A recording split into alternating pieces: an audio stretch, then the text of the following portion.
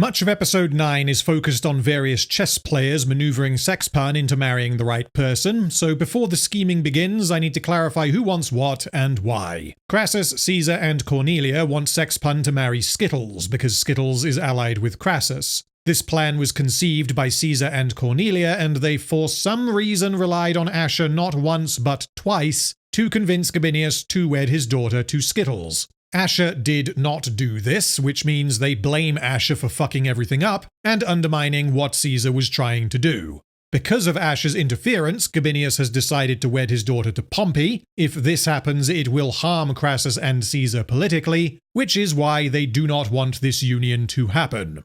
Ashur wants to marry Sexpan himself because she makes his wee-wee feel all tingly, and this is why he advised Gabinius against wedding her to Skittles. However, the unforeseen consequence of this is that Gabinius decided to wed her to Pompey instead, and so Ashur also does not want this union to happen. Pompey wants to marry Sexpan because she has a rack that would make the angels sing, and because it further strengthens his political ties to Gabinius, who is a respected senator. And finally, Gabinius doesn't like the idea of giving his daughter away as a political move, but he has chosen to give her to Pompey because he believes doing so will lessen the chances of Pompey teaming up with Crassus and Caesar. And although this is what ended up happening in real life, based on information presented in the show, this is in no sense a foregone conclusion, because Crassus and Caesar are currently making moves to hurt Pompey. As if they get what they want, then Sexpan will marry Skittles, which helps them and not Pompey. So, although Gabinius being afraid of them forming the first triumvirate before it became the first triumvirate is definitely warranted because we have the benefit of knowing what happened next, this is not something that is set up adequately in the show.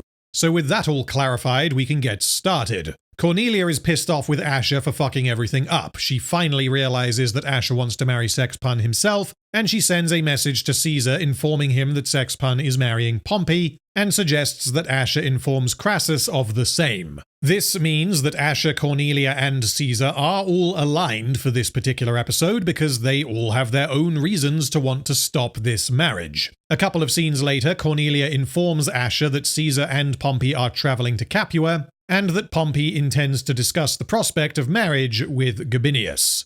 Meanwhile, Calidus' body is returned to the Ludus, and Aquileia is devastated. Tarchon and Chorus mourn the loss, and whilst Tarchon regrets his final moments with his father, he does not appear to feel guilty about the fact that his actions indirectly led to Calidus' death. Tarchon asks what will happen to Calidus' body, and Chorus explains that he will be cleaned, wrapped, and burned on a funeral pyre. And I can't really tell you how Tarchon didn't already know this, unless we are to believe that Tarchon has been a gladiator for long enough to become quite good, but has never witnessed such a funeral before. Which made me realize that so far this season, Ashur has lost 5 gladiators out of his stock of seemingly about 20. Calidus, Creticus, Helios, Rhodius, and Logas. And yet, he has not purchased a single gladiator to replace them, and he appears to only have about 12 men left. Calidus is the only one who received any kind of funeral.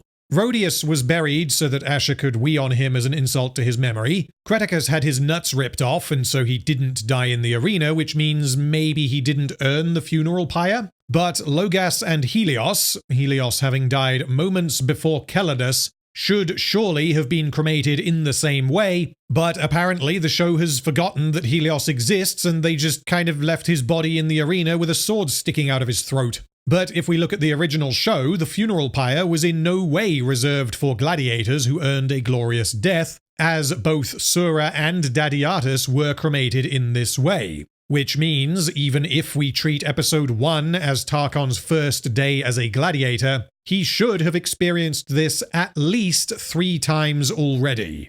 Anyway, he asks Chorus for advice on how to move forward because Chorus also recently suffered a loss, and Chorus replies, "By keeping close those who remain." This is reasonable advice, and it leads into a very predictable plot development, but this isn't something Chorus actually did himself. Unlike in the original show, House of Ashur has not established or explored any relationships besides the ones that are immediately relevant to any given episode. Which means when a line like this makes me consider, wait a minute, who is Chorus actually close to? The only answer I can give is quite literally no one. He was apparently in love with Opiter despite knowing him for maybe a couple of weeks, and the only other person he had any kind of bond with was Calidus, who is now dead. But Chorus didn't spend any time with Calidus following Opiter's death, which means, regardless of whether or not this was what the writers intended, Chorus did not follow the advice he just gave. Chorus then has a chat with Achillea, who says, "Hello, Chorus, I am the best." She immediately asks him who killed Calidus, and Chorus explains that he was killed by a Scythian and that she doesn't have a name. Calidus fell to a woman. Yeah, I mean, I was just as surprised as you, Achillea, particularly given that female warriors are not really a thing in this setting, and whilst they do exist, they are not gladiators, and yet Proculus was able to just enter a fucking cheat code and spawn one into existence that was skilled enough to defeat fucking Calidus. Because Achillea is the best, she tells Chorus that if she hadn't injured her hand, then she would have faced this Scythian, she would have won, and Calidus would still be alive. Hubris, a fine quality, often possessed by kings who perish from it. We are 5 minutes into this episode. Achillea has just been told about the existence of another gladiator, and she immediately says, "I'm better than her, by the way, I'm the best, she's not as good as me." Chorus then tells Achillea to mend her relationship with Tarchon in memory of Calidus, and it appears that Tarchon is indeed going to realize that he was wrong in his treatment of Achillea, and he will come round to accepting the truth that she is, in fact, the best. Then we get a montage of Achillea obliterating everyone else in the ludus. But Random, what about her hand? Fuck you, her hand is fine, it's all better now, she's really sad, so her hand it got better. How's the hand? Pain lingers, yet purpose is fucking restored. Are we really to believe that Tarchon is the only one smart enough to whack her in the hand? Okay, fine, maybe some of them want to actually train and fight with her as an equal, and so they don't want to go for the cheap shot, but Erato and Ephesius fucking hate her, and yet neither one targets her hand. Meanwhile, in Gabinius's villa, Sexpan asks her mother to tell her about the man she is about to marry. Casutia clearly doesn't want to confront her daughter with the harshness of reality, and she begins talking about his well-known military victories, but Sexpan insists that she wants to know about his personality. Casutia tells her that Pompey is disarming of smile and attitude, but he is often distant and cold. This gives us some expectations about the man before we meet him, and this is justified exposition because Sexpan understandably wants to know about the man she is about to marry. It also gives us some character work for Casutia as the delivery mechanism for the exposition, as she is clearly uncomfortable with this, but wishes to be honest now that her daughter has to finally grow up, and she tells Sexpan to place any thoughts of love aside and to only consider the benefits of this marriage. Casutia explains that when Gabinius dies, they must ensure that she is protected. From Proculus, from the land pirates, and from her dastardly uncle Servius, who has been mentioned a couple of times but so far has not appeared, which reveals to Sexpan that this is not only a political move, but also a practical one to keep her safe. In isolation, this scene is good. It contains substantive character work and it sets up Pompey before he enters the story, whilst the weaknesses are the events that led to Casutia wishing to marry her daughter off to Pompey, and her reasoning for doing so. We then jump forwards to the arrival of Caesar and Pompey. Pompey has been leveraged multiple times to make the plot happen, but until now he has functioned solely as an unseen force, doing more important things elsewhere.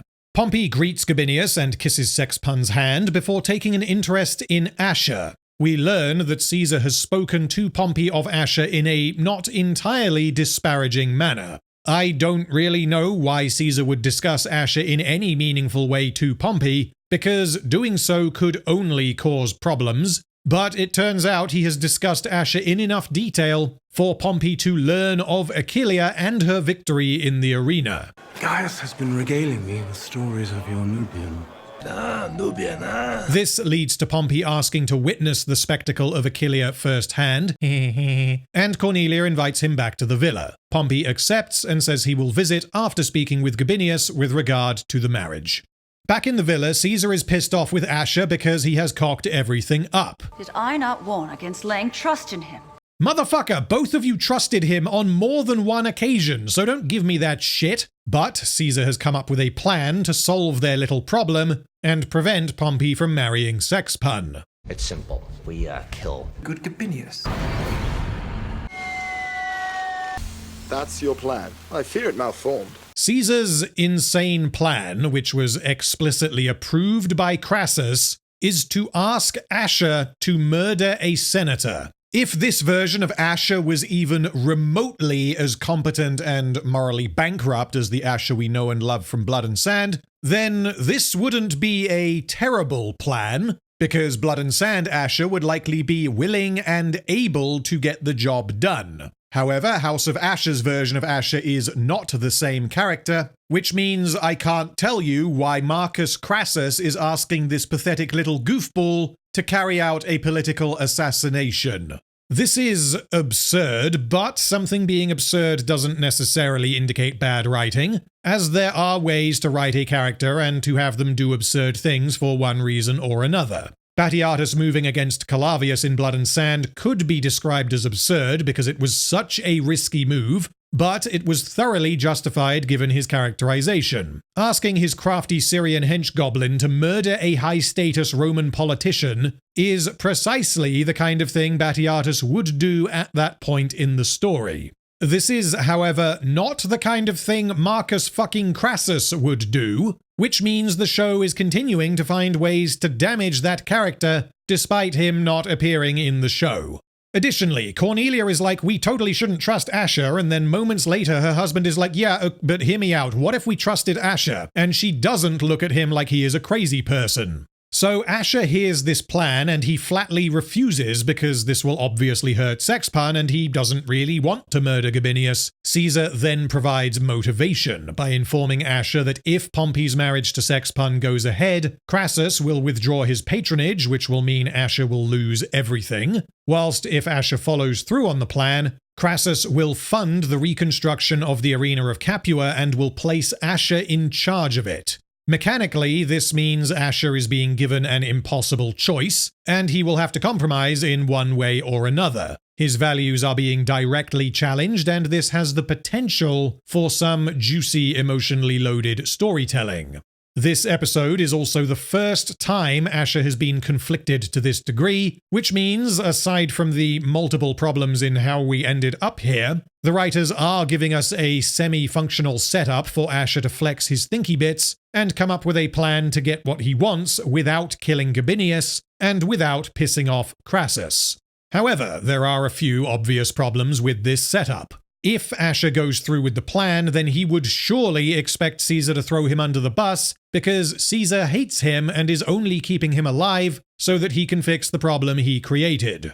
If Gabinius is murdered, Ashur, Caesar, and Crassus would be immediately suspect because they are his political enemies. This is unless, of course, Ashur kills Gabinius and then draws a Jolly Roger on the wall. Which brings me to, why on earth would Caesar ever trust Ashur, the man who keeps failing to pull off an exceptionally risky political assassination, when he could just dress some guys up like plot pirates and have them pillage Gabinius's villa?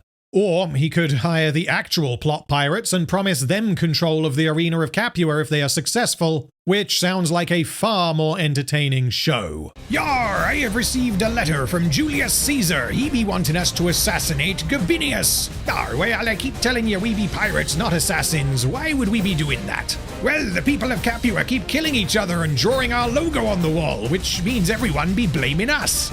They be doing what? But wait, if they think we be killing people all over Capua, then why be they not trying to scupper our piratical fleet? I think they might be retarded. Well, anyway, how much do he be willing to pay us? Yo-ho, well, that be the best part. If we be killing him, we be getting the arena of Capua. We be getting a pirate arena, yar-a-ahoy and yo-ho-ho. At Gabinius's villa, Pompey asks about how pliable Sexpun is and whether or not she will bend to his will, as if that is a question that needs asking. Because in the strictly patriarchal Roman culture, if she is disobedient, he can just be like, oi, you, be obedient. And she kind of has no choice but to obey him because he has all the power. But, of course, the writers want to portray Pompey as a terrible prospective husband so as to give Gabinius second thoughts. Which is why Pompey says, so about this marriage, I already know that she's hot and I couldn't care less about her hobbies and interests. Just tell me, is she gonna do what I say? Gabinius regretfully tells Pompey that Sexpan knows what would be expected of her, and Pompey agrees to the marriage. Again, because the writers need Gabinius to start having doubts about this, Sexpan walks in and Pompey is like, hey babe, I look forward to consummating my balls on your face. I look forward to consummation of the union between our families, dearest Rudia. Do you get it? It's because he's creepy and old, and he isn't going to treat her right, even though arranged marriages such as this are totally normal in this setting. Back in the Ludus, Achillea sees a spoopy Calidus ghost, but it turns out to just be Tarchon. Achillea again says, hey Tarchon, please can we be friends? And where last time she implored him because Calidus was like, damn, it sure does suck that my son hates me, this time Calidus is dead, and so she believes she owes it to Calidus's memory. Once again, Tarchon is like, can relinquish title of champion and see disagreement fade. Which is a perfectly reasonable request, and the added layer is that now that Calidus is dead, Tarchon wishes to avenge his father, and he can only do that if he faces the Scythian, which requires that Achillea concede her title to him. Because Achillea is the best, she's like, nope, sorry, I'm the best, it's my title, you can't have it. And Tarchon again correctly informs her that she was given this title without earning it, but because Achillea is right and Tarchon is wrong, she proceeds to insult him. Mantle seized absent proper contest against the man before you.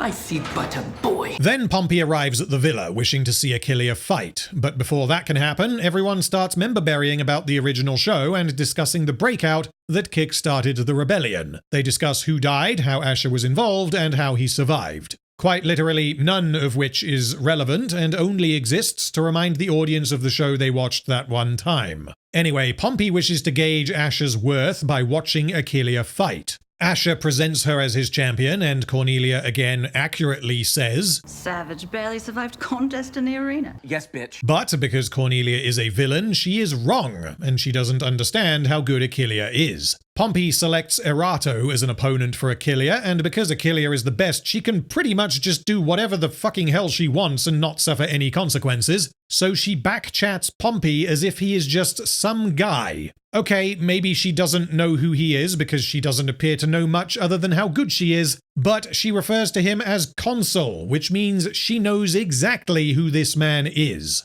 Apologies, Consul. This man offers little challenge. Excuse me, actually, I don't want to fight this one because I know better than you. Fuck me. Pompey is the most powerful character who has appeared in the show. He is a man to be respected and feared, but because Achillea is the fucking best, she can openly contradict him and offer her own suggestions despite the fact that she is a slave. Ashur apologizes for her insolence and says that he will discipline her. Chorus is about to whip her, but She is but bold of purpose. making this the second time that Achillea has avoided being whipped for speaking out of turn. Pompey then asks Achillea who she wishes to fight, and of course she chooses Tarchon.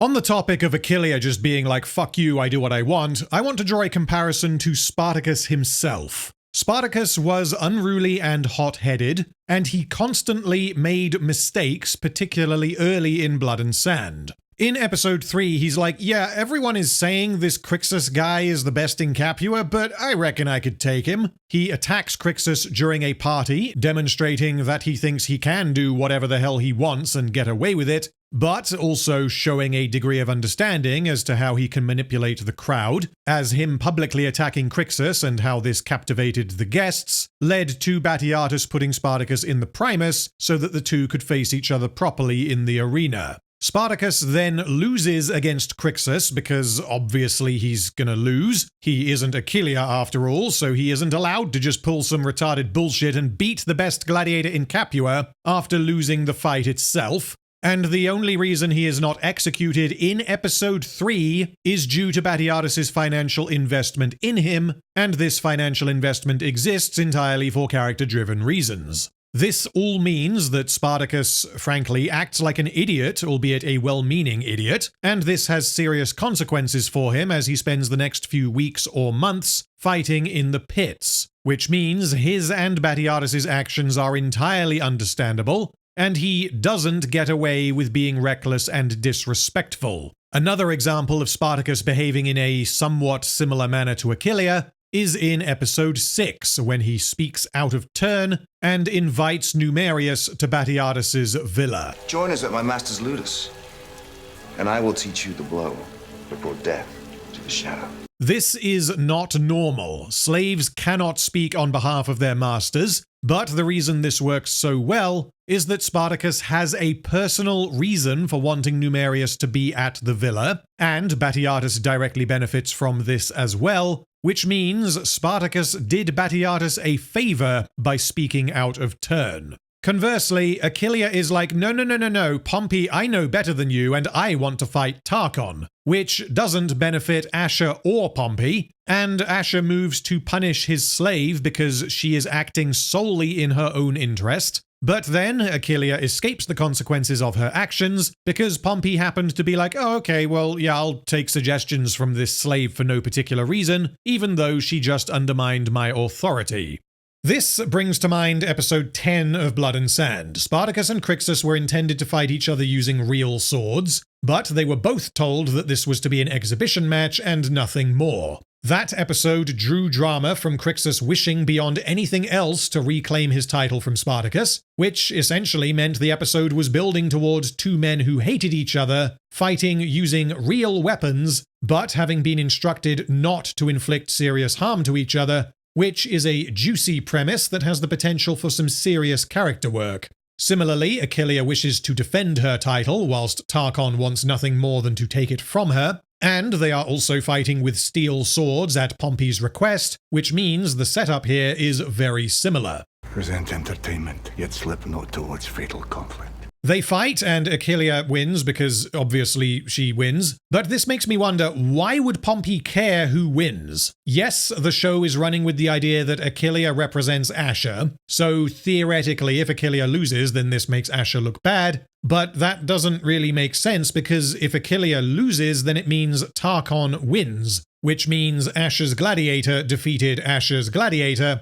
which means there aren't really any stakes with regard to Pompey's perception of Ashur. Anyway, after Aquileia wins by harnessing the formidable powers of being the one the writers want to win... Claim his life! Oh, okay, so Pompey is just a bloodthirsty maniac who wants to see people die for no particular reason. This kind of thing did happen in the original show, but there was ever so slightly more to it than me like death, me want see kill. Because Aquileia has been established as able to refuse the command of a consul, the highest elected office you can achieve, and suffer zero consequences, she says, He has proven worthy opponent, Consul. I would see him live. Pompey is then obviously like, excuse me, how fucking dare you? Except... I am of a buoyant mood. Then why did you command her to kill him? The writers have established that Pompey is a bloodthirsty madman who commands death because he likes death. And then fucking 10 seconds later he's like, nah, we're good. I actually don't really care about being listened to, obeyed, or respected. And if Aquileia can pull this bullshit, why didn't Spartacus just say to Numerius, hey man, can I just kind of not kill Varro? Later, Tarchon is moping in the training area like, damn, I thought I was the best like no one ever was. But now I see that it was not me, but she the Achille. She defeated me, and now me agree that she the supreme gladiator. Ashur then comes up with a plan, and this plan encompasses pretty much the rest of the episode, so for now I'm going to tell you what happens, and then I will dig in and work out how much sense this makes. Ashur sees how impressed Pompey was by Aquileia's performance, and he suggests that Pompey may want to worship her in a more intimate manner, and Pompey agrees. Ashur then brings Hilara in on his plan off-screen, and she in turn asks Messia to help, believing that if they are successful, whatever they are doing is going to avert bloodshed and ruin.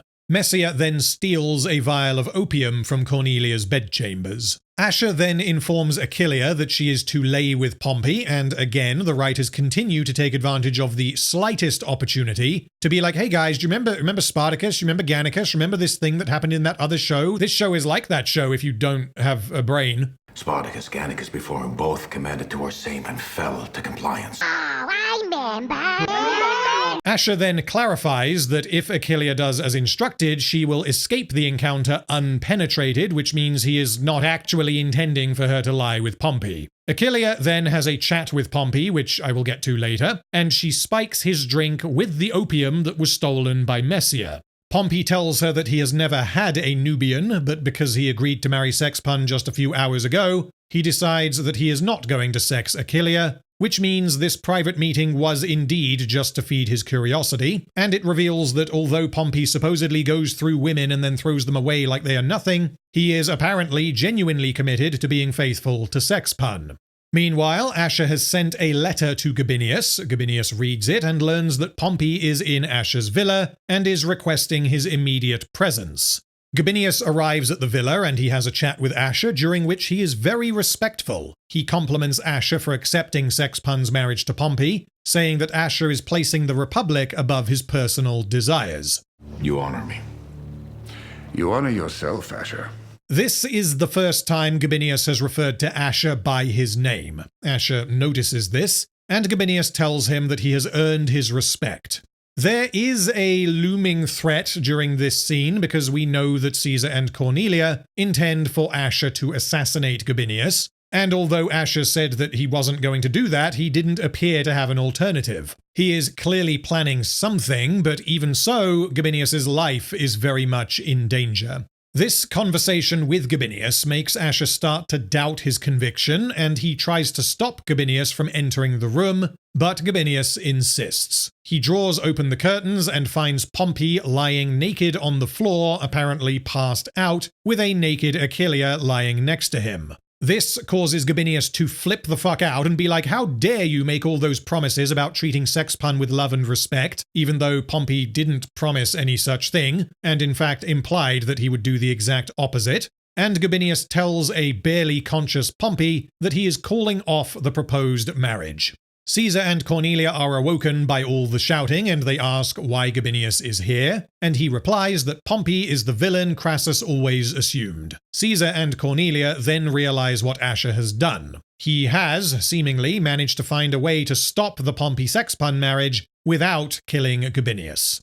Okay, that was a bit of an info dump, but that was Ashur's grand plan in its entirety. And I must say, I am very pleased that the writers finally, after 9 episodes, gave Ashur the opportunity to be somewhat intelligent and to do some scheming to get what he wants. He is still a pale shadow of Blood and Sand Ashur, but this sequence is probably the closest we are gonna get, and it brings to mind his devious mischief in episode 11 of Blood and Sand. One difference, however, is that unlike in Blood and Sand, Ashur does all of this because he doesn't want to kill someone, because Ashur has seemingly undergone a personality transplant.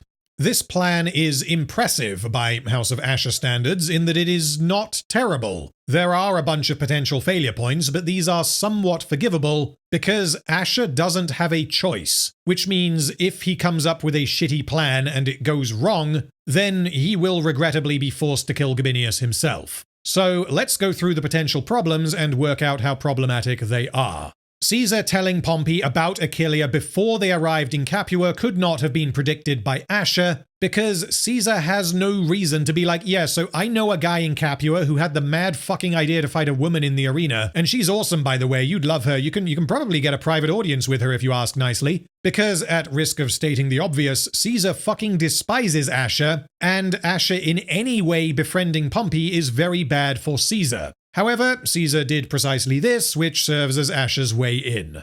Following the fight with Tarchon, Ashur suggests that Pompey have a private audience with Aquileia, and this is when he forms his plan. It is lucky that Pompey accepted this invitation, but he is characterized consistently as curious about Aquileia, as is understandable given that until recently she was the only female gladiator in the Republic. Messia being able to steal the opium I think is fine because she could feasibly have gotten closer to Cornelia's belongings than anyone else, although Messia deciding to risk her life to help Ashur based on some encouragement from Hilara is slightly less believable. Pompey having a private audience with Aquileia and this being a very private audience is definitely questionable because Pompey's guards are stationed elsewhere in the villa. Had they been in the room and then he asked them to leave, then that would have been one thing, but that isn't what happens. Achelia has demonstrated that she has a problem with authority and she doesn't do what she is told, plus the fact that she poses a serious threat to him given how awesome she is, which means Pompey is an idiot for not taking any precautions when meeting with this volatile gladiator, and Ashur relied on Pompey not taking any precautions because had anyone else been in that room, the plan fails. Gabinius believed that the letter he received was from Pompey when actually Ashur forged the letter. We see Ashur send the letter before Pompey gets roofied, which means he either stole Pompey's seal off-screen somehow, or he didn't steal Pompey's seal, which means Gabinius for some reason accepted that the letter was from Pompey even though it lacked his seal. The plan also requires that Gabinius believe that what happened is that Pompey was like, dude, come to the House of Ashur fucking ASAP right now, go, go, go, go, go. And then Gabinius did so, only to find Pompey passed out post-plowing. Why would Pompey have summoned him so urgently if he was currently rearranging Achillea's guts? Gabinius should be able to work out that some fuckery is afoot, but we are seemingly expected to believe that Gabinius was so shocked by what he saw that he never considered that Pompey had no reason to urgently summon him. And finally, Ashur predicting Gabinius's reaction to Pompey banging Achelia requires that he knew that Gabinius would strongly disapprove of Pompey doing something that is exceptionally common in this setting. In fact, Gabinius is the only Roman man in this show or the original series that I can think of who appears to be strictly loyal to his wife. Achelia is a slave, and slaves are frequently used by their masters for this purpose, both with and without the knowledge of any wives or disapproving fathers-in-law. Yes, Pompey accepting the marriage and then that very evening deciding to boink Achelia does speak to his character, and I can understand Gabinius being like, man, you're a bit of an asshole, but him freaking out to this degree and calling off the marriage that he arranged specifically for the good of the Republic surely could not have possibly been predicted by Ashur. As you can see, this plan is not the best, and there are numerous ways it could have gone horribly wrong, but given how desperate Ashur is, and given that the show has not even attempted anything like this previously, I think this is probably the most impressively written part of House of Ashur, even though the difference between this and similar sequences from the original show is day night and fucking day.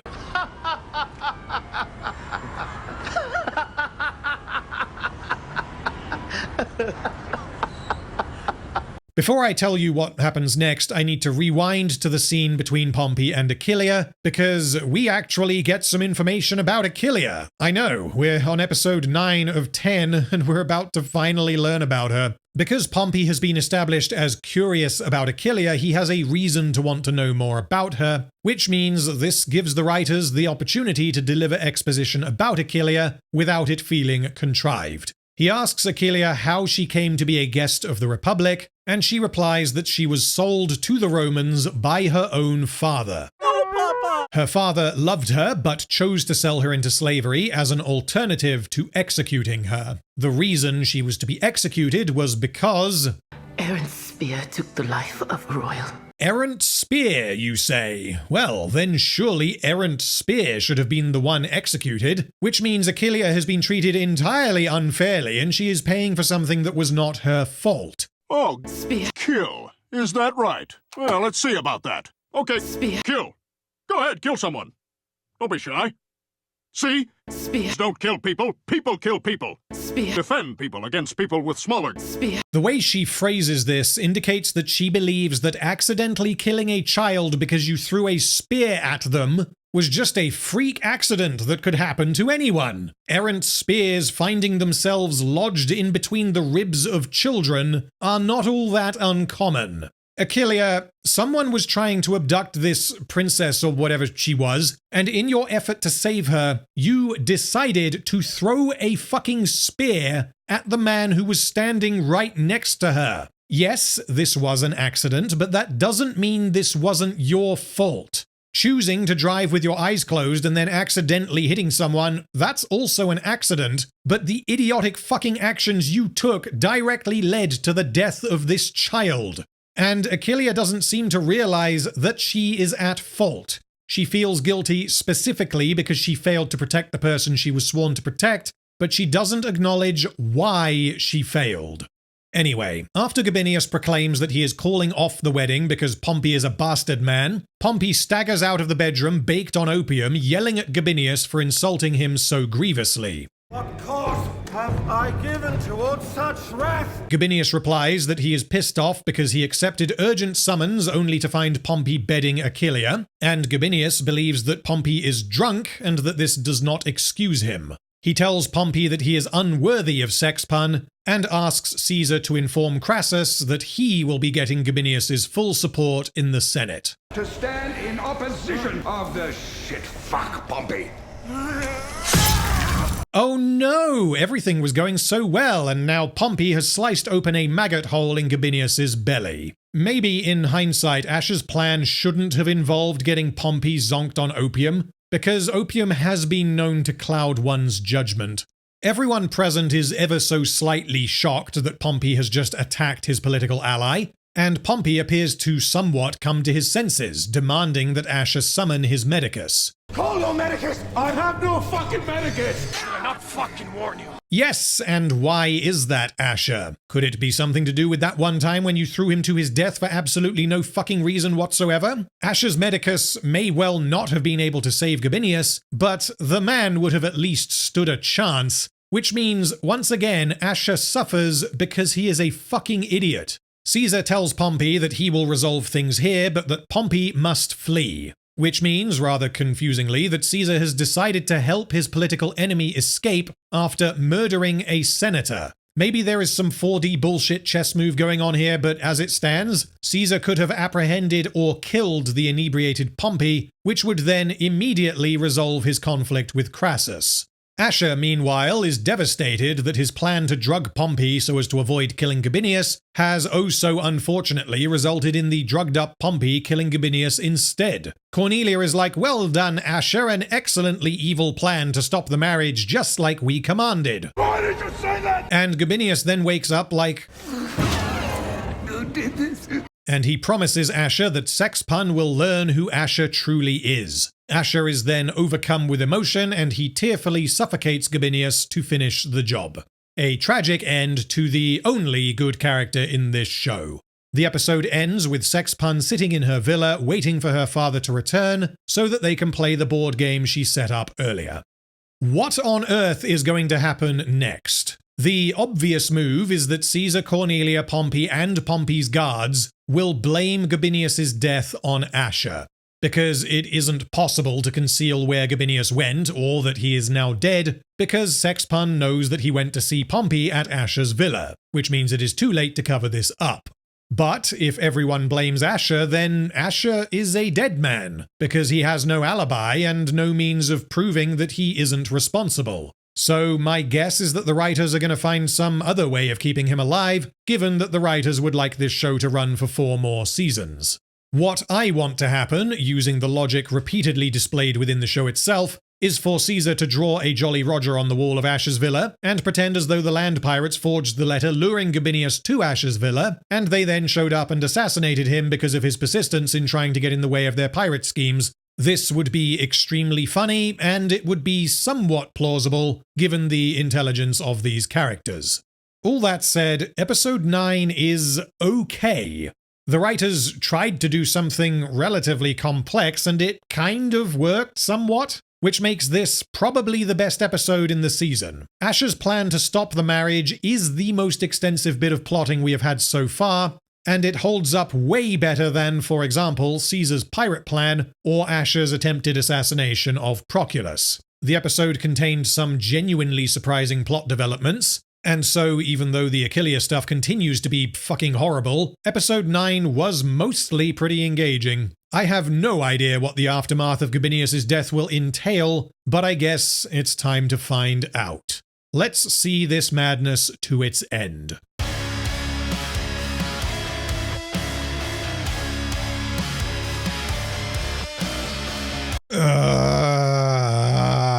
What have you done, you fool? Episode 10 opens with Gabinius's funeral, which takes place in his villa. Caesar, Cornelia, and Ashur arrive, and it is revealed that their plan is to tell the truth. because Caesar and Cornelia are like, yeah, fuck Pompey, how could he do something like this? He deserves to die, etc., etc., which presumably is part of some kind of plan. Although this is the truth, Pompey did indeed kill Gabinius, this is not the whole truth, and yet at no point does any character question why Pompey would murder Gabinius, given that Gabinius earlier that day had agreed to wed his daughter to him. Pompey stands to gain nothing by murdering Gabinius, which means the only way this story flies is if everyone assumes that Pompey is an unhinged madman who murders people when he feels like it, which I have to assume is not something he is in the habit of doing. Anyway, we learn that Crassus is apparently going to propose that the Senate strip Pompey's title from him, which will then mean that the various Capuans who have been wronged can avenge Gabinius. And we are apparently to believe that Pompey's position as a consul means that he is above the law. I have no idea if this is true to history, but the way this is portrayed is farcical. Because Pompey just rolled up in Capua, murdered a senator in front of witnesses, and then left. And we are to assume that nothing can be done until he is stripped of his title. Then we are introduced to dastardly Uncle Servius, Gabinius's evil brother who has returned to Capua for the funeral. We know he is evil because he seems to be in a good mood during his brother's funeral, and his entrance is accompanied by a dramatic audio cue. You honor this house. We learn during this conversation that Proculus has been speaking with dastardly Uncle Servius, which means certain things can be expected from him. He views Ashur as his enemy, and presumably he intends to kill Ashur and take control of Gabinius's family. Dastardly Uncle Servius then tells them that he is planning funeral games, and Ashur volunteers his men free of charge in memory of Gabinius, prompting Proculus to do the same. Sexpun then thanks Ashur for coming and for trying to warn her about Pompey. She feels guilty, saying that if she had listened to Ashur, then perhaps her father would be alive. But Ashur replies, "The fault lies with the man who took your father's life. Got no other." This is one of the few times the House of Ashur has done this two conversations at once thing that was done so well in the original show. Ashur is comforting Sexpun and saying that she is not at fault, but he is also communicating that he feels as though he is at fault because he is the man who ended Gabinius's life. Both because he dealt the killing blow and because his scheme to trick Gabinius resulted in his death. But, regrettably, that is the closest this episode is going to get to feeling anything like the original series. Anyway, the romantic tension has reached its climax, and the heavens crack open as the feminist and the rapist drop their inhibitions and show how much they love each other. And this honestly reminds me of the romance between Killy and Ladyless in The Hobbit, because those films insist so fucking hard that you must care about how in love they are. Meanwhile, I am sat there slack-jawed like, The fuck? my god, this is even more out of place than that time Silco kissed Jing. Anyway, they kiss, they cry, she leaves, they can't be together, and I can't overstate how little I don't not care. Ashur then returns to the Ludus and informs his gladiators that they will be fighting in dastardly Uncle Servius's games. Because Ashur is emotionally drained, he tells Chorus to decide who is going to fight, but he says that Aquileia will be facing the Scythian in the Primus, which means Aquileia is essentially, well, not really essentially, she just is jumping from Primus to Primus. Because we are now 10 episodes in, I need to stress that the only two female gladiators in the Republic are fighting in the Primus not because they are a novelty to be exploited as was set up to be the case back in episode 1, but because Aquileia and the Scythian are the two best fighters in Capua. Both of them swooped in from out of fucking nowhere. Aquileia has received some training, but the Scythian can't have been trained for longer than a couple of weeks, and yet both of them have somehow managed to outclass all existing gladiators in Capua. I don't believe you. Tarchon has now been put in his place as number 2, and Erato tells him not to worry because when Aquileia falls to the Scythian, Tarchon will be the best gladiator in the House of Ashur, and so he will be the champion once more. This is an excellent point that unfortunately flies in the face of what we were told previously. Tarchon wanted Aquileia to succeed because her success would lead to further opportunities for glory for all of them, which means Tarchon can't really lose. If Achillea wins, the house gains further prominence and he can then reclaim his title in the arena as he originally intended. If Achillea loses, Tarchon becomes the champion, and he presumably then gets to face the Scythian himself. However, from this point on, Tarchon is 100% Team Achillea. He wants her to win because apparently this is their only chance to avenge Calidus. Tarchon watches Chorus training with Achillea and he informs them that the Scythian is left-handed, a fact that Chorus, the Doctore, and a former champion failed to notice. The Scythian does not favor her right as you do. It is the left that holds greater threat. Throughout this episode, Tarchon is suspiciously nice to Achillea, but because the show is poorly written, I was unsure whether or not the writers were trying to lead me in a certain direction. I was expecting here that Tarchon was lying and he was trying to sabotage her, but because Chorus is like, I didn't notice that she was left-handed, instead of being like, boy, shut the fuck up, I know what you're doing, she's right-handed, do you think I'm fucking blind? It appears that, firstly, yes, Chorus is blind, but also that we are to assume that Tarchon is being genuine in his desire to help train Achillea. Later in the episode, Chorus tells Tarchon to be nice to Achillea because he has realized that the power of friendship is the key to fixing all their problems. He believes that Tarchon needs to do what Calidus did. He needs to be supportive of Achillea rather than just punishing her mistakes. And I don't think this was intended, but the impression the writers have given is that the power of friendship and being nice to each other is in fact just what a gladiator school needs in order to accommodate a woman. Then, in something of a surprise, we cut away to the Scythian training in Proculus's Ludus. And in somewhat less of a surprise, her training involves her beating the shit out of 2 men. This scene is entirely inconsequential because it sets up something that is entirely inconsequential, but because it's funny, I'm going to tell you what happens. Satyrus is not happy to learn that Proculus intends to fight him in the arena again, because without his brothers he is unable to fight as one, and he can only fight as 1/3. Setting aside the fact that Satyrus can just win because he has ungodly aim when throwing his adorable little baby sword, Proculus tells him, I am to fight again in the arena. Yet not alone.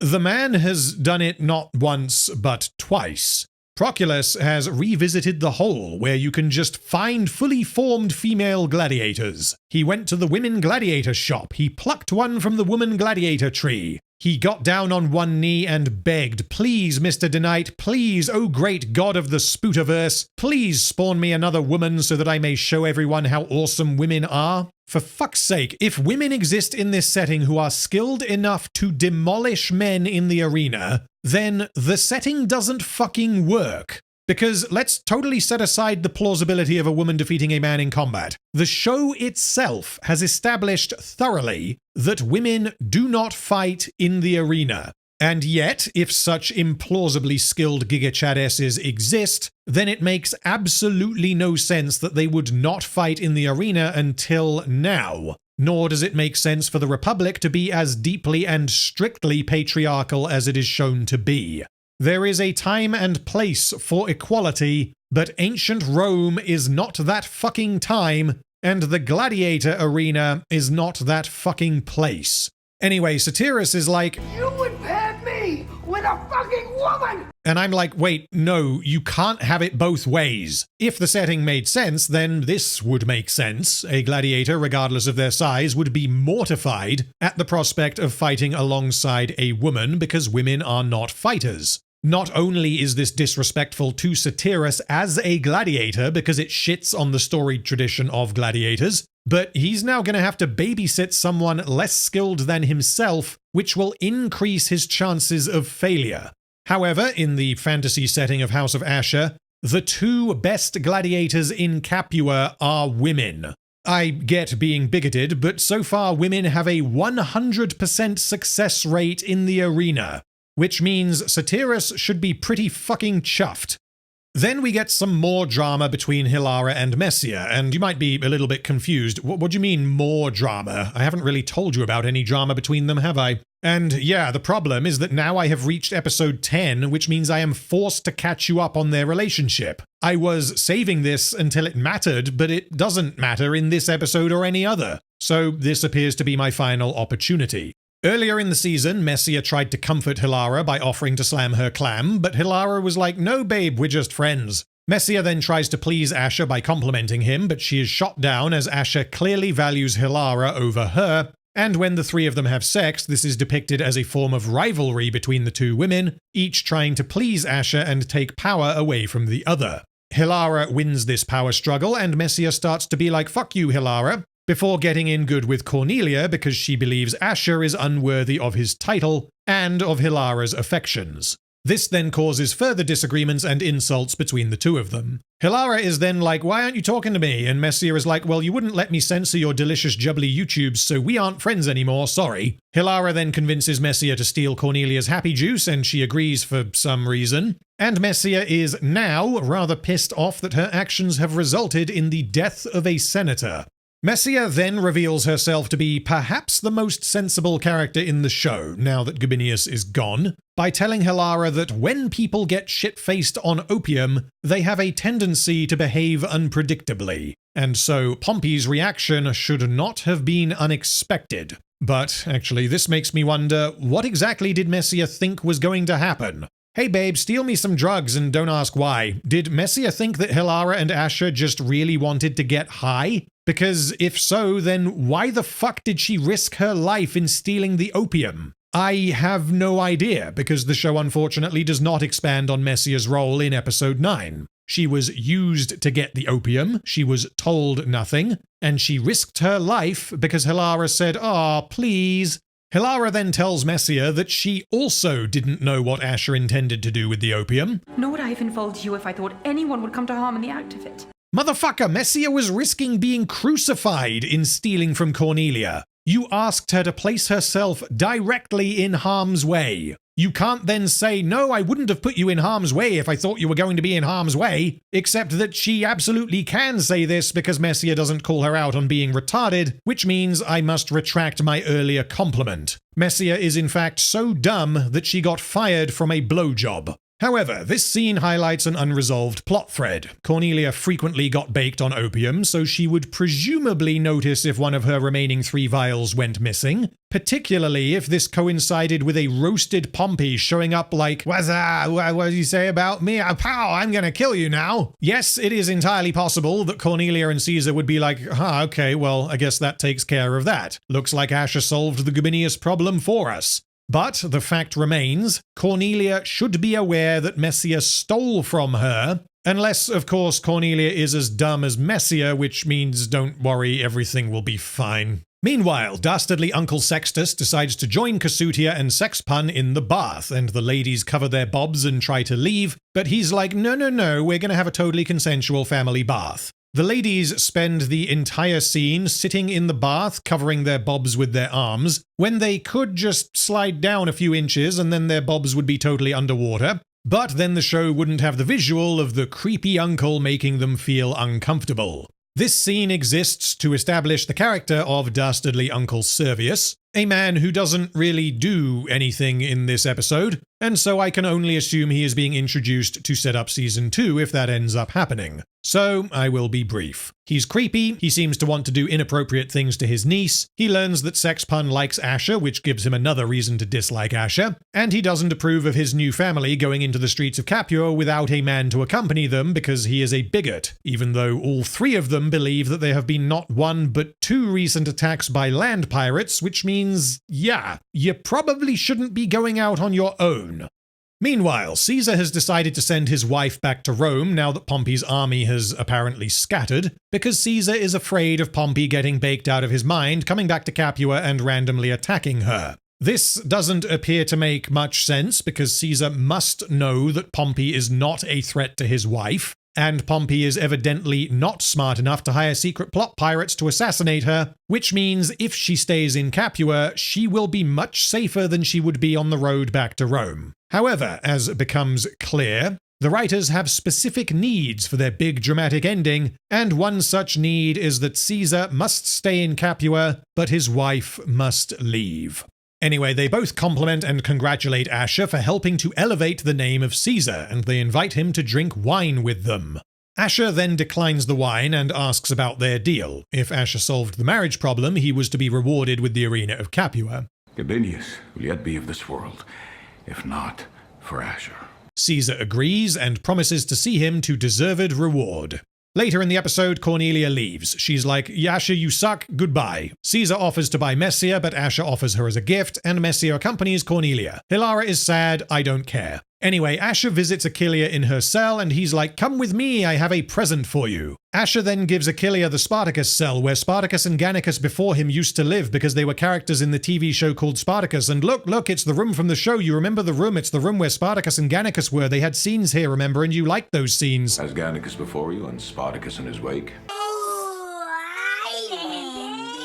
Okay, so why didn't Achillea already have this room? I suggested right at the start of the season that Ashur should have housed her here immediately to keep her relatively safe. But she has also been the champion since episode 5 and yet was not given the champion room. Which means Ashur just had this room and did nothing with it for absolutely no reason. Of course, the reason Achillea didn't get the room until now is because the writers wanted to save this big emotional beat where they get to show us the thing from the thing until episode 10. Achillea, however, is troubled, and she asks if Ashur planned for Gabinius to die, because she would like to know if she was involved in the assassination of a senator. Ashur tells her that this was not his plan, and she asks if Pompey is going to suffer for what he did. So why on earth does Achillea give the dribbliest of shits about Gabinius? This actually highlights an overall problem with the season. Unlike was the case in Blood and Sand or Gods of the Arena in particular, the Achillea plots and the Ashur plots are almost entirely disconnected. Achillea is only narratively connected to characters like Tarchon and Calidus, and although she occasionally speaks with Ashur, she has no reason to care about anything that Ashur cares about. To him, she is simply a money-making opportunity, and her suddenly being like, oh boy, I sure hope Pompey gets his comeuppance for what he did to poor Gabinius, comes out of fucking nowhere. The following day, Ashur is preparing himself for when he takes control of the arena of Capua, and he decides to leave the ludus to Chorus. Oh my god, it's just like when Batiatus gave the ludus to Enemaeus, except fuck you! Batiatus and Enemaeus had known each other since they were children, and Enemaeus was unbreakably loyal to his dominus. This is why Batiatus made the unconventional move to grant freedom to his slave and give him the ludus when he moved into politics. Conversely, Chorus and Ashur hate each other, or I mean, at least they really should hate each other, but the show has completely forgotten about this since episode 7. Chorus strongly disapproved of Ashur randomly killing his gladiators. Chorus intended to leave Ashur to elope with Opeta, which seriously pissed him off. And, most importantly, Chorus learned that Ashur was partially responsible for Opeta's murder, and yet he appears to have entirely forgotten. We are instead to accept that Chorus and Ashur are best friends who have been through so much together, but don't worry, they've got each other's backs. That evening, Tarchon's favorite prostitute pays him a visit following Chorus's plea to Ashur. She's like, babe, why aren't you champion? How will you earn your freedom and also mine if you aren't champion? That's what you promised me. You need to be the champion. She does, however, thank him for killing the fat man, but upon being reminded of Calidus, Tarchon leaves and says that he has decided to honor his father in word and deed. This implies that Tarchon has decided to fully dedicate himself to preparing Achillea for her upcoming fight. The writers are putting in half the work here because they are giving characters reasons to want things, and they are then placing those things in conflict with each other. Achillea and Tarchon want Achillea to defeat the Scythian and to avenge Calidus, but Tarchon and Elata want Tarchon to be the champion and to win their freedom. These two things cannot coexist, and one must be put on hold in service of the other.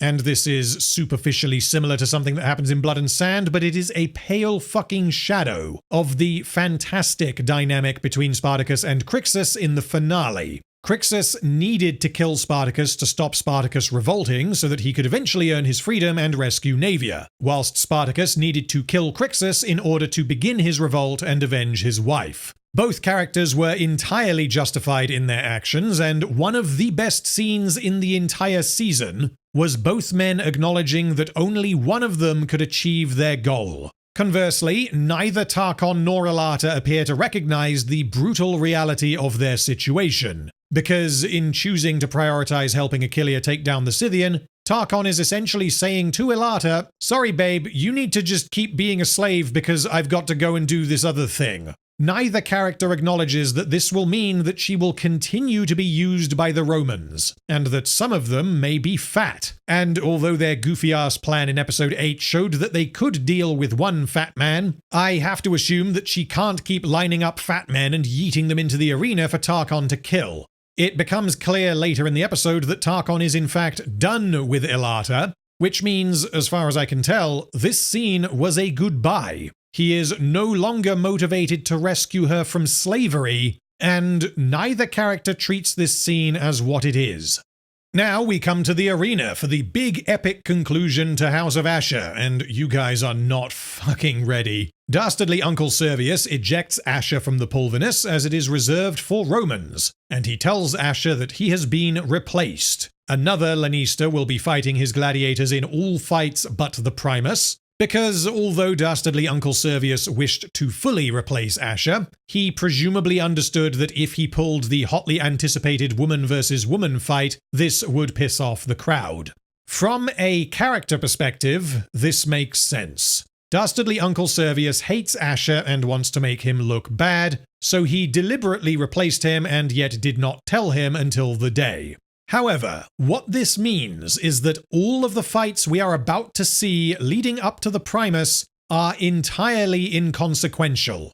I am fully aware that it would be an exaggeration to call many of Ashur's gladiators characters, but his roster of men intended to fight in these games included Tarkon, Erato, and Ephesius, who have at least some kind of personality, plus we also have these two goobers who we see from time to time. Point being, they are more than just background extras, and yet the decision has been made to prevent any of them from fighting, which means we are about to sit through a whole bunch of fights that we have no reason to care about because the titular House of Ashur is not participating.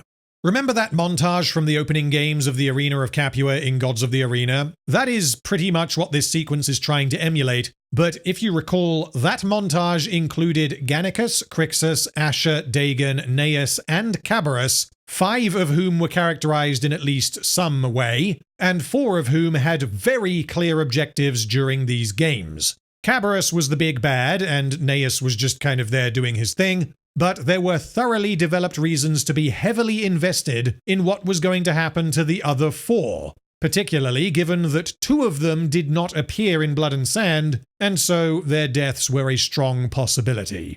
Anyway, Ashur takes his place in the stands among the people of Capua. All that I have sacrificed, only to return to where I began. Don't do that. This sounds profound, like poetry, as if to imply that the story has come full circle and that this is in any way coherent. But allow me to shatter that illusion by asking rhetorically, what has Ashur sacrificed? The only thing that partially applies is that Ashur, in some sense, sacrificed Gabinius, because he believes that he is responsible for Gabinius' death. However, firstly, Ashur drugging Pompey and Pompey losing his fucking mind and killing Gabinius was not a sacrifice, that was Ashur being an idiot. And Ashur is about to be given control of the Arena of Capua, which means him being like, oh boo-hoo, look at how much I've sacrificed only to end up right where I started, is just a blatant falsehood. Dastardly Uncle Servius then introduces the first fight between Guy and Guy. Never before have I been so invested. Then comes the second fight between Guy and Guy. Yes, Stephen, feed me more of your juicy goodness. Time for fight number 3 between, you guessed it, Guy and Guy. I just can't handle the tension. It is too much. This is such compelling drama. But now we're all done with that, we can get to the fights that actually matter. It's time for fight 4. In the blue corner we have Guy, and in the red corner we have Guy. Fuck you, enjoy the spectacle. No, fuck you. You used to be capable of spectacle as the cherry on top of substantive character writing and emotionally engaging drama. But no, I'm Stephen DeKnight, and I come bearing gifts of mighty slop. Okay, for real now, the filler part of the episode has finished. It's time for fight number 5, in which one of the 3 combatants is a character, although not a character I in any way care about. Satyrus and Proculus's new Wonder Woman are about to face, you guessed it, Guy. Satyrus angrily tells her to follow his lead and to try not to die. And because Wonder Woman is a woman in House of Ashur, she replies, oh, well, you just said that to me. Well, now I'm going to say it back to you. Attempt not to die. Advice I had thought to impart to you. Yay! They enter the arena, and two things I want to highlight. Firstly, Wonder Woman is fighting as a Mermillo, which means women can absolutely handle the gigantic fuck-off shield. It's just that Achillea couldn't for some unknown reason. And secondly, her outfit is god-awful. At least with Achillea and the Scythian, they look kind of like they could be gladiators, whilst this lady looks like a D&D cosplayer who was rejected by her LARPing group for wearing a shitty costume. They fight in a 2v1, and I could not possibly care less about this because it doesn't fucking matter who wins! Spartacus is a character who should already be dead, and yet the writers treat this as though we should either be rooting for or against him, although I'm honestly unsure which. So Spartacus immediately tries his kill shot from before, and it doesn't work, and both combatants are battered by Guy and his mighty hammer.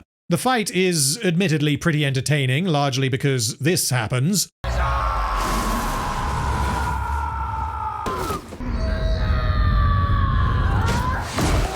Wonder Woman then harnesses the power of Thunder Quads and flips Guy to the ground, and then they team up to deliver the killing blow using Guy's own hammer against him. I am going to fuck you this night, little man. And I shall let you. Oh my god, who gives a shit? Now we finally come to the fight that actually matters. Ashur decides to channel Batiatus, and he gives a rousing speech to Achillea. Everyone thinks we suck, everyone thinks they're better than us, show them we are the best, yada yada. As Achillea enters the arena, I wish to highlight that there are really 4 possibilities for what will happen here. Achillea will win the fight and kill the Scythian. Achillea will win the fight but will spare the Scythian. Achillea will lose the fight but will win because of bullshit. Or Achillea will lose the fight and she will die. Place your bets now.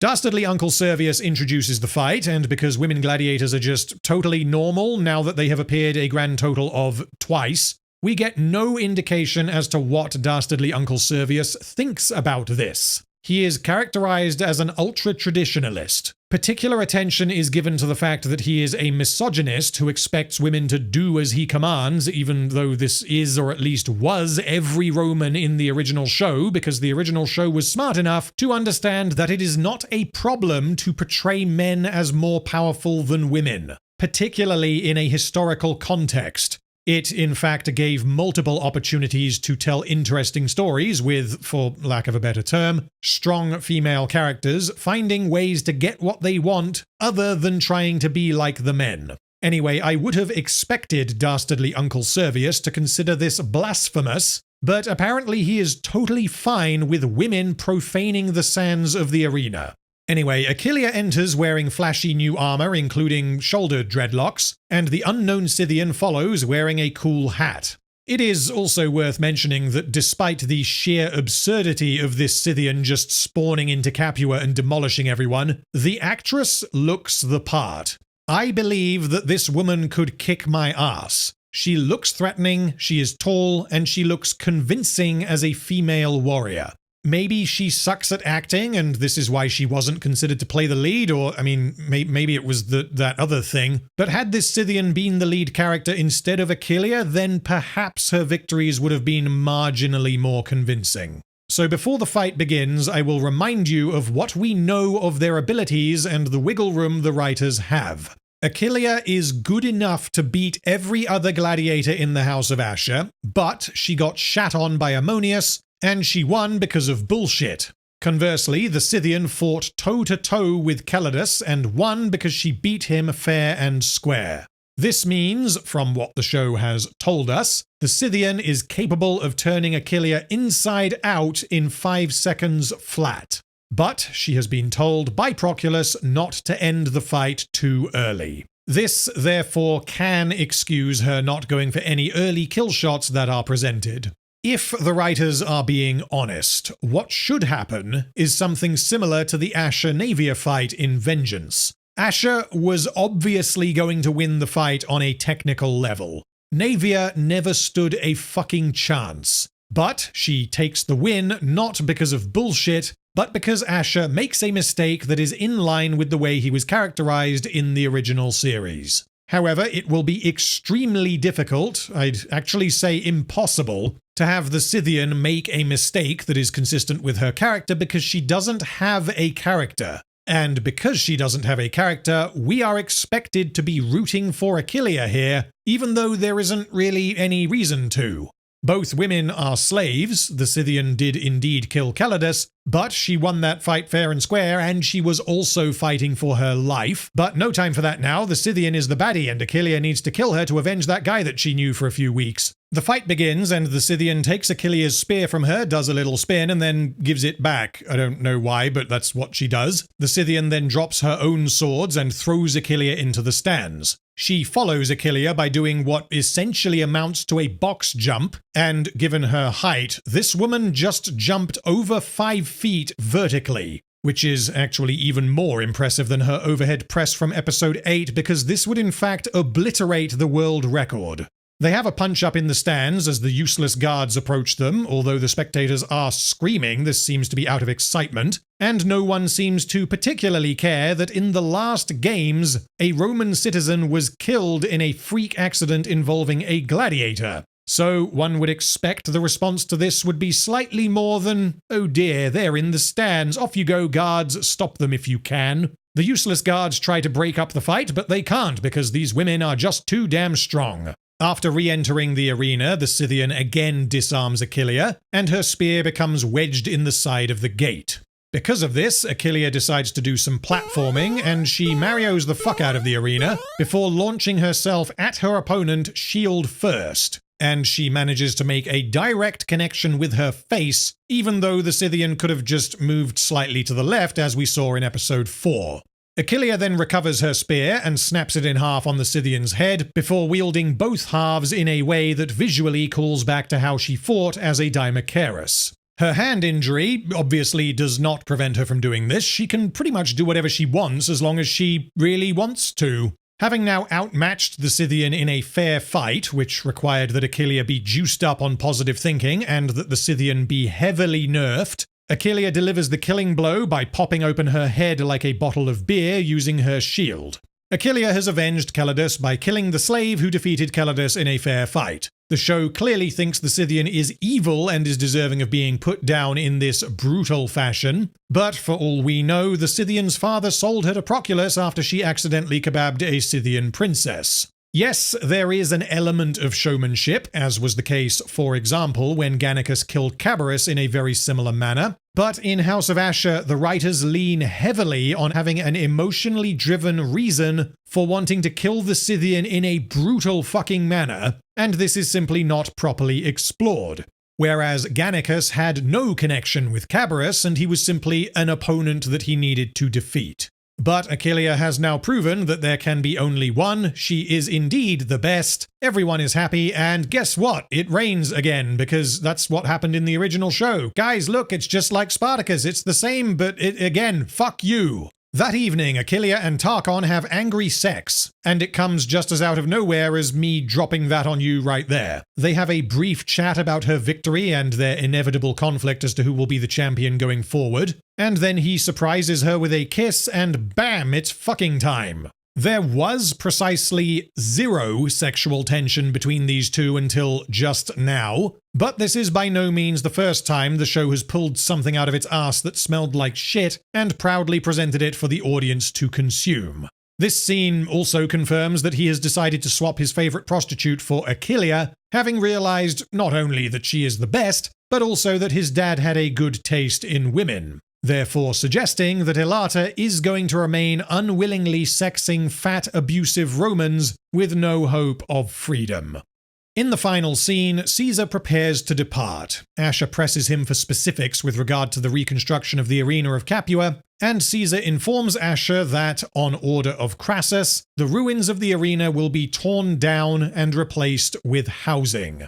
Ashur is devastated that after his one single scheme in the entire season that also happened to accomplish the precise opposite of what he wanted, he is not being given what he was promised, and he becomes increasingly angry with Caesar, telling him that Gabinius is dead and Sexpun is now under the thumb of her dastardly uncle as a result of his actions. This leads to Caesar hitting Ashur, and Ashur then attacks Julius Caesar. I was not expecting that.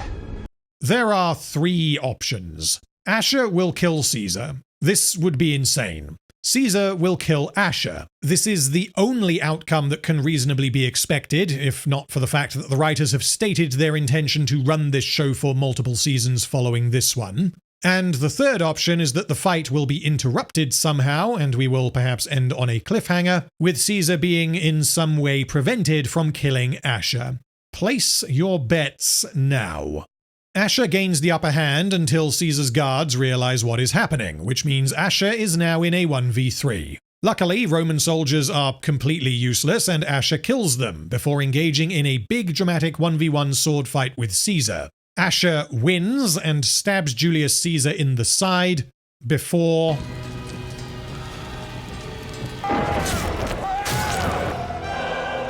Hail Caesar. He's dead.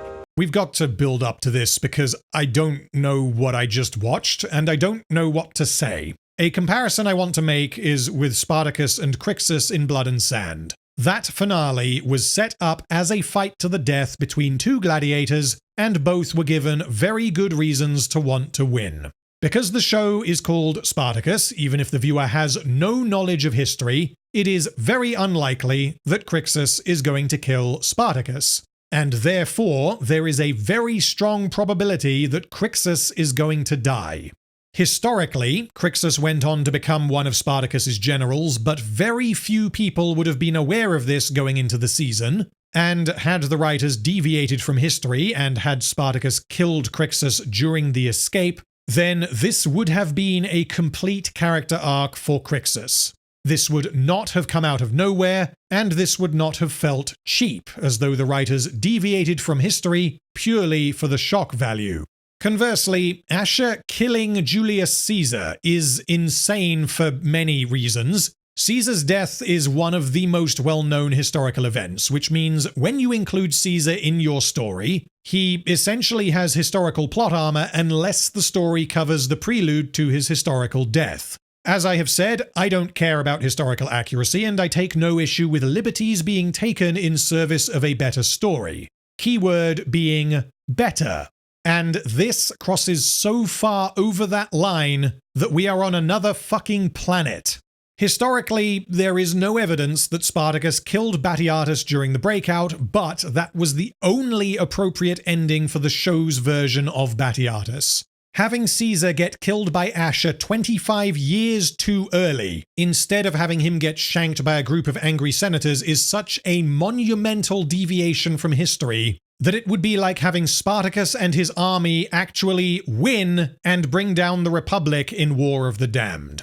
That is alternate history, and alternate history is fine if such alternate history is appropriate for the story being told. This is why I do not have the slightest problem with a group of Jewish American soldiers assassinating Hitler in a cinema in 1941.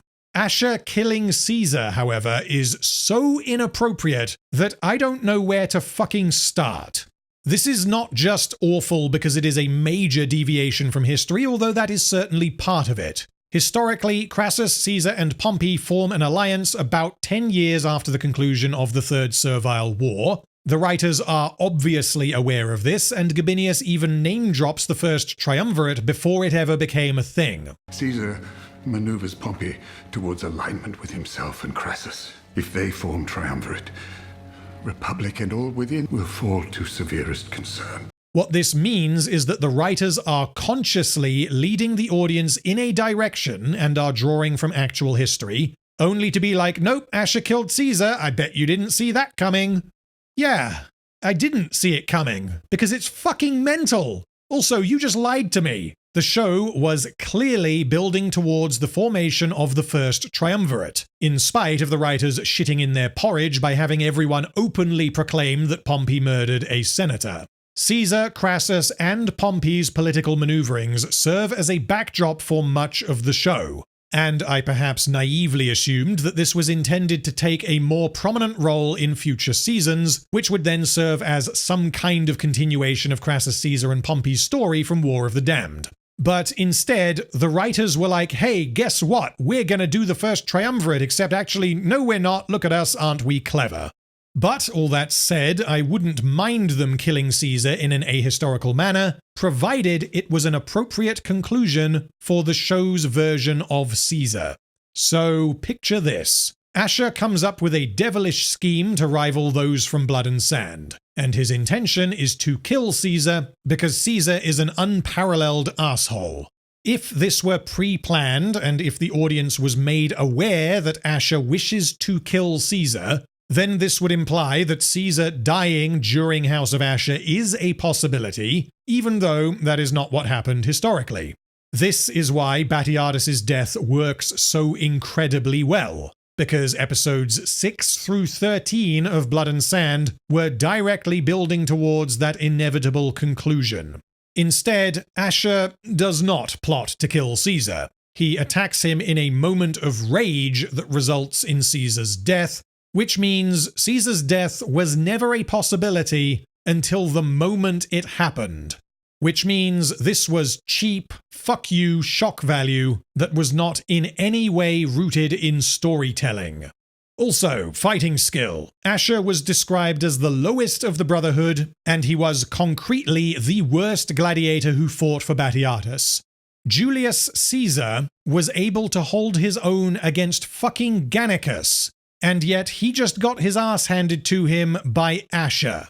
I also cannot fathom what will happen next if the show gets a season 2, even though, according to Stephen DeKnight, season 2 has already been written and they are just waiting for the green light as of recording this video. Ashur has just killed Julius Caesar. He can't possibly cover this up, even if he draws a Jolly Roger on the wall, because it is made explicit in this episode that Crassus gave the command to deny Ashur what he was promised. Crassus must have known how much Ashur and Caesar hate each other, and Crassus knew where Caesar was. Crassus will 100% know that Ashur killed Caesar, which means Ashur has maybe a couple of days to live at most. Crassus's resources are near infinite. We are to believe that the only reason why Ashur is not already dead is because of Crassus, which means Ashur simply cannot escape this. So I fail to see how there can possibly be a season 2. What an absurd ending to an absurd show. We're long past civilized recourse. House of Ashur is a show that seems tailor-made to piss me off. The original series is my favorite TV show, and I am exactly the kind of person who would appreciate various nods and references, provided they are done well in context. It is not an exaggeration to say that I am a super fan of Spartacus. I have watched Blood and Sand 9 times. But unfortunately for Mr. DeKnight, I have a functioning bullshit detector, and I know when I am being fucked. Conceptually, House of Ashur plays almost like a redemption story, where the writers take a truly despicable man and try to transform him into a sympathetic character who just wants to fall in love and have a happily ever after. However, the show doesn't acknowledge how bad of a person Ashur is. Yes, he arbitrarily kills people from time to time, but there is zero acknowledgement of Ashur's worst moments from the original series. Which means this instead feels like the writers have taken a serial rapist and tried to gaslight the audience into accepting him as a romantic lead. And I simply can't understand why anyone thought that was a good idea. House of Ashur is also pathetic with regard to its character focus, emotional investment, and the overall point it wants to make. Blood and Sand was a deeply compelling drama about a man who was enslaved and fought back against all odds to rescue his wife. A simple premise, but an undeniably effective one that undergoes many twists and turns, and the season culminates in probably the best finale I have ever seen. And as a side note, as fucking bad as House of Ashur is, if you have never seen Blood and Sand, I strongly recommend it. Please do not let House of Ashur put you off. Anyway, to try and work out what the point of this show was, let's look at some of the character arcs. Achillea accidentally killed a child and then redeemed herself by avenging the man she shagged a couple of times. Tarchon wanted to be the best and then he realized that he wasn't the best and that Achillea is the best. Corrys wanted to retire with his boyfriend only for the boyfriend to be shanked by murder hobbits, so Corrys killed them and forgot that Ashur was also partially responsible. Ashur wanted to be respected and to succeed as a Lannister, but he failed because he is a fucking idiot, and then he flipped out and killed Julius Caesar. Okay, so there doesn't really seem to have been much of a point to any of this, so okay, what was the overall message? Fighting for freedom and respect is good and you should do that even if it doesn't work out for you? Accidentally telling your enemies of your intentions can lead to bad results? Any and all crimes can be blamed on pirates? Don't roofie people or they might kill someone you like? Humility is stored in the balls, which is why Achillea doesn't have any? The only time I can remember being this disappointed in a TV show is with Arcane Season 2. I think the drop in quality is directly comparable, as both Arcane Season 1 and Blood and Sand are exceptional, whilst Arcane Season 2 and House of Ashur took that success and served up something that superficially looks kind of like the original, but turned out to be a poor imitation at best. Arcane Season 2 was a direct continuation of the same story, so I guess that was slightly more disappointing. But I'd say overall House of Ashur and Arcane Season 2 are broadly comparable. They are occasionally fun nonsense with characters that make little sense with the occasional ray of sunshine, superficially entertaining action sequences, and a handful of scenes that kind of work. To be clear, however, I do consider both Arcane Season 2 and House of Ashur to be superior to Rings of Power, because Rings of Power is a show in which almost literally nothing works. So if I were to put a number on it, House of Ashur is definitely no higher than a 3 out of 10 in terms of actual quality, but I could understand maybe bumping it up to a 4 due to how entertaining some of it is. And it should go without saying at this point that House of Ashur is significantly worse than Vengeance, which was concretely the weakest season from the original show. I am not really sure what else to say about this catastrophe, and I need to collect my thoughts for the compilation video. So I'm going to leave you guys with this. Hello, Stephen. We hear you have a pitch for a new Spartacus show. Is it a continuation of the original series following the surviving characters? Well, not really. It takes place in an alternate timeline because I want to bring Ashur back to life. Okay, not sure about that, but I'm sure we can iron out the kinks. So Ashur's going to take command of his own ludus and he's going to plot and scheme his way to the top? Well, not really. Ashur is totally over-plotting and scheming. Now he's in love with this beautiful young maiden named Viridia, and he just wants to live happily ever after with her. And the story is influenced by Romeo and Juliet because they tragically can't be together due to the class struggles of the time. Isn't Ashur a psychotic rapist and a sadistic murderer? Shut up or I'll block you on Twitter. Okay, sorry. So do any of the other characters make a return from the original show? Absolutely. Julius Caesar doesn't like Ashur and he keeps fucking with him until eventually Ashur snaps. And after an epic duel, Ashur kills Julius Caesar in the grand finale. Wait, so you want to leverage an extremely famous historical character, only to then suddenly kill him in an ahistorical manner so as to catch the audience by surprise? Exactly, now you're getting it. Okay, so what new characters do we have on the gladiator side of the story? Well, that's the best part, and I really do mean that. Ashur is going to introduce women to the arena after he encounters Achillea, the goddess of death. Okay, so Ashur is going to fight other women as a novelty for Ashur to financially abuse as he schemes his way to falling in love? No, don't be silly. Achillea is going to fight her way through all the men. She's going to win because women are the best. And then her final fight will be against the best gladiator in Capua, who is another woman because, as I just said, women are the best. Stephen, I'm starting to get slightly concerned that you aren't interested in making a good TV show. You seem to want to employ multiverse mechanics to resurrect an existing character only to invert his personality. You want to bring back a famous historical figure only to then break from history and kill him. And you want to replace the male gladiators in the show with women who are inexplicably better in every conceivable way? Who said anything about making a good TV show?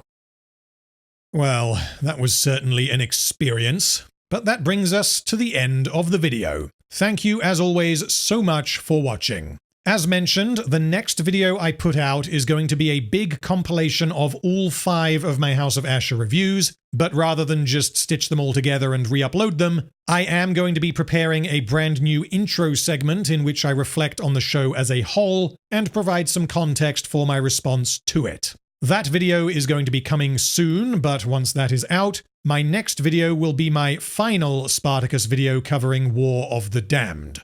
Thank you for your patience. I know it has taken me a few months to get that one done. In the video description, you will find a link to my second channel where I upload various bits of extra content, including video game streams and the music that I make for these videos. You will also find links to my community Discord server, as well as my Patreon. So thank you once again for seeing this series through to its end, and I will see you in my next video.